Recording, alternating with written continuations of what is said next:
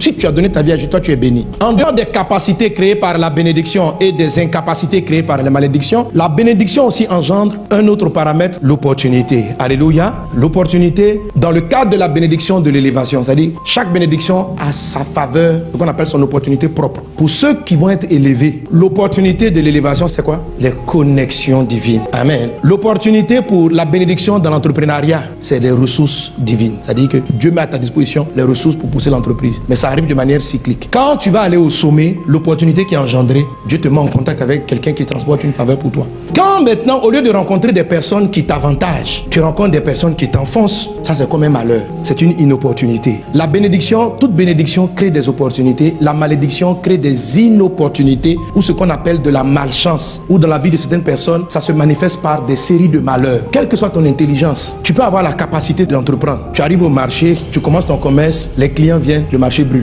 Tout à fait brûle avec, tu vois. Là, ce n'est pas ta capacité qui est remise en cause. C'est un événement auquel tu ne t'y attendais pas du tout. Tu attends qu'un produit soit livré. Il arrive, il y a une tempête dans la mer, ton conteneur est renversé dans la mer. Et les gens viennent te dire non, excuse, on va te rembourser. Mais entre-temps, tu as déjà ouvert le magasin, te voilà en train de payer les traites à crédit parce que le colis n'est pas arrivé à temps. Ça, ce n'est pas une affaire d'intelligence ou de capacité. C'est pas que tu ne réfléchis pas, mais des séries de problèmes qui surviennent qui ne dépendent pas de toi. La malédiction crée ça. Donc, soit la malédiction te rend incapable. Si elle n'a pas touché la capacité, elle va essayer de frapper en faisant survenir dans ta vie des malheurs. Et si elle n'arrive pas à toucher les malheurs, elle va frapper le côté des désirs. Alors quand tu es béni, tu détectes ces trois nouveaux et puis tu contrecarres pour que la vie divine soit manifestée. Que cela soit ton partage au nom de Jésus.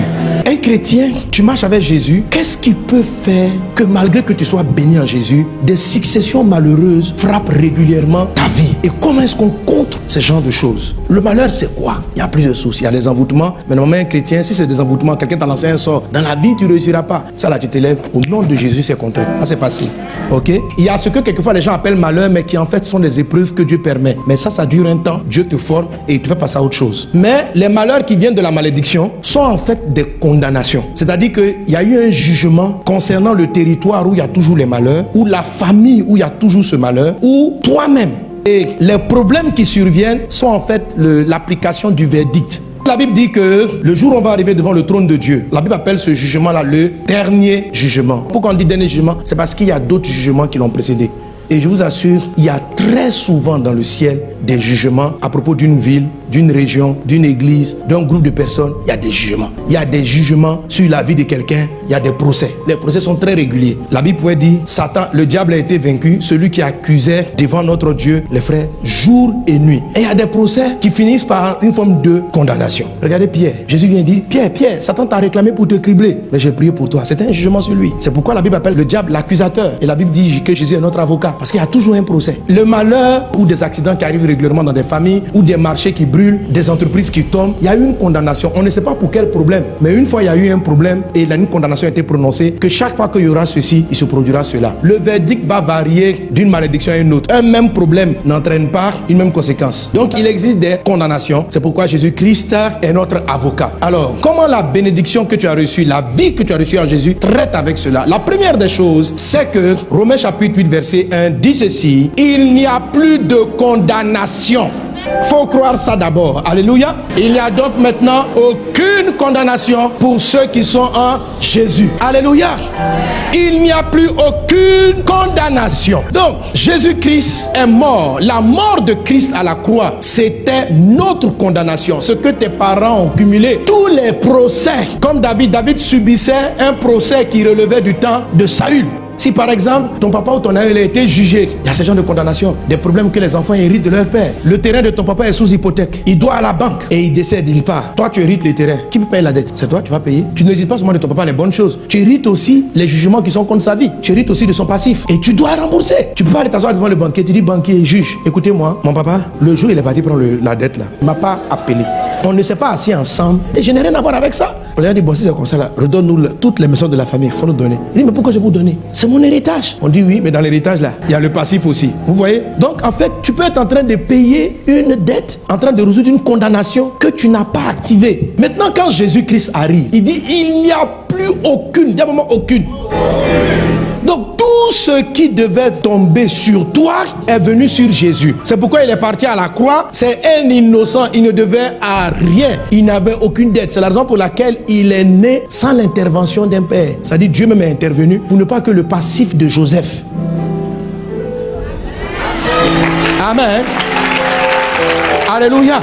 Et il est arrivé pour être bien disposé pour prendre pour tout le monde. Et ce jour-là, Dieu même a dû le rejeter. Mais c'était pour que tu sois libéré. Donc, un chrétien né de nouveau n'est plus sous aucune condamnation. Il faut le croire. Il faut l'accepter. Ce sont des faits. Alors, il y a deux causes qui peuvent expliquer qu'un chrétien, malgré qu'il soit sincèrement converti, ressente à nouveau les effets d'une condamnation. La Bible nous dit deux grandes raisons peuvent expliquer cela. La première, c'est le manque de miséricorde. La deuxième raison, qu'on voit dans Galates chapitre 3, verset 10, c'est le fait de se mettre sous la juridiction de la loi. Ce sont les deux choses qui peuvent ramener une malédiction à avoir effet. Il dit, car tous ceux qui s'attachent aux œuvres de la loi sont sous la malédiction. On n'a pas dit ils sont maudits. On ne peut pas maudire ce que Dieu a béni, mais ils sont sous.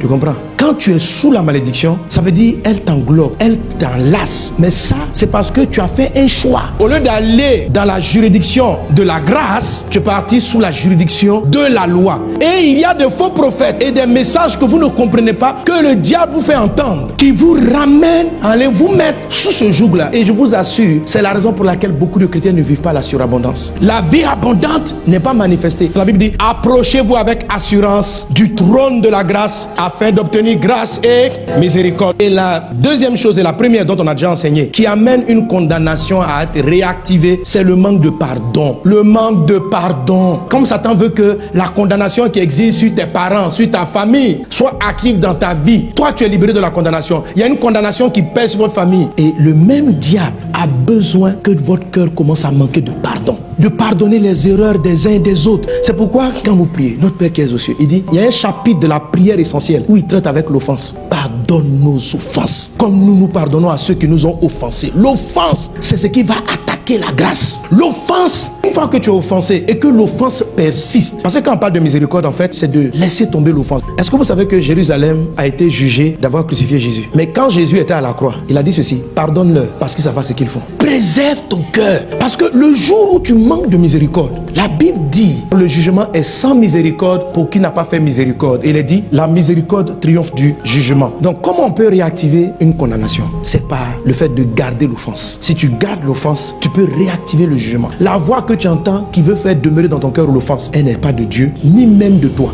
Donc la miséricorde triomphe du procès et la miséricorde triomphe de la condamnation. Je vous en prie, tout ce qui vous blesse, laissez ça passer. N'activez pas ce dont Jésus vous a déjà délivré. Il y a trop d'enjeux, ta vie est trop précieuse. C'est accidentellement que cet homme-là t'a blessé et que ça te fait autant mal. Ça te fait mal parce que Satan veut réactiver quelque chose. Et c'est lui qui souffle sur la braise, ça n'a qu'à te faire mal.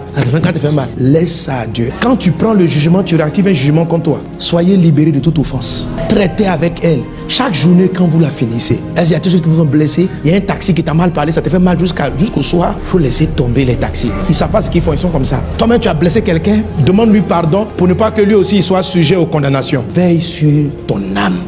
N'en veux à personne, pas seulement aux personnes, des fois c'est les choses même qui nous ont blessés. Le système, laisse ça tomber. Sois toujours en paix avec tout et Satan ne pourra te juger en rien, te condamner en rien, parce que en Jésus, il n'y a plus de condamnation.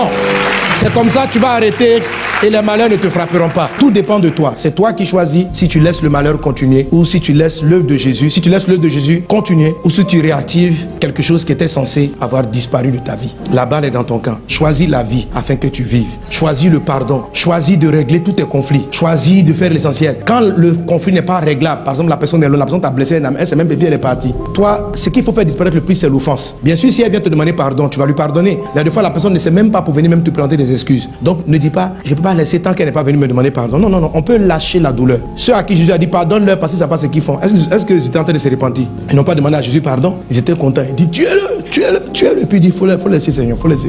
Vous comprenez? Donc, même si les gens ne viennent pas vous prendre des excuses, gardez votre cœur. Le truc, c'est l'offense en fait. Mais le pardon sera totalement actif le jour où la personne sera repentante. Mais quand vous laissez pour vous à Dieu, si tu laisses pour toi à Dieu, toi aussi tes erreurs, voilà. Or, au ciel, il n'y a pas de condamnation sur toi. Et la paix sera ton partage, la grâce sera ton partage.